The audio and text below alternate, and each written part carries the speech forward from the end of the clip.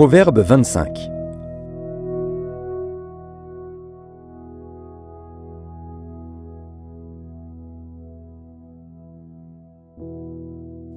Voici encore des proverbes de Salomon, recueillis par les gens d'Ézéchias, roi de Juda.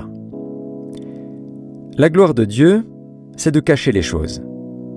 La gloire des rois, c'est de sonder les choses.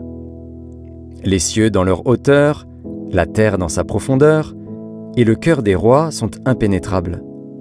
Ôte de l'argent les scories, et il en sortira un vase pour le fondeur. Ôte le méchant de devant le roi, et son trône s'affermira par la justice. Ne t'élève pas devant le roi, et ne prends pas la place des grands. Car il vaut mieux qu'on te dise « Monte ici », que si l'on t'abaisse devant le prince que tes yeux voient. Ne te hâte pas d'entrer en contestation, de peur qu'à la fin tu ne saches que faire, lorsque ton prochain t'aura outragé.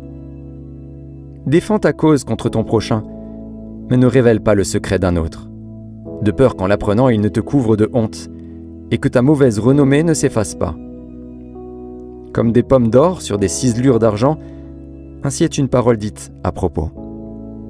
Comme un anneau d'or et une parure d'or fin, ainsi pour une oreille docile est le sage qui réprimande. Comme la fraîcheur de la neige au temps de la moisson, ainsi est un messager fidèle pour celui qui l'envoie. Il restaure l'âme de son maître. Comme des nuages et du vent sans pluie, ainsi est un homme se glorifiant à tort de ses libéralités. Par la lenteur à la colère, on fléchit un prince, et une langue douce peut briser des os.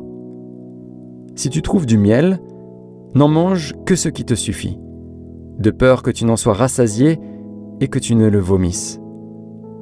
Mets rarement le pied dans la maison de ton prochain, de peur qu'il ne soit rassasié de toi et qu'il ne te haïsse.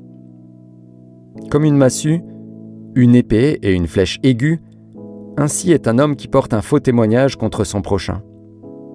Comme une dent cassée et un pied qui chancelle, ainsi est la confiance en un perfide au jour de la détresse. Ôter son vêtement dans un jour froid, répandre du vinaigre sur du nitre, c'est dire des chansons à un cœur attristé. Si ton ennemi a faim, donne-lui du pain à manger. S'il a soif, donne-lui de l'eau à boire, car ce sont des charbons ardents que tu amasses sur sa tête, et l'Éternel te récompensera. Le vent du nord enfante la pluie, et la langue mystérieuse un visage irrité. Mieux vaut habiter à l'angle d'un toit que de partager la demeure d'une femme querelleuse. Comme de l'eau fraîche pour une personne fatiguée, ainsi est une bonne nouvelle venant d'une terre lointaine. Comme une fontaine troublée et une source corrompue, ainsi est le juste qui chancelle devant le méchant. Il n'est pas bon de manger beaucoup de miel, mais rechercher la gloire des autres est un honneur.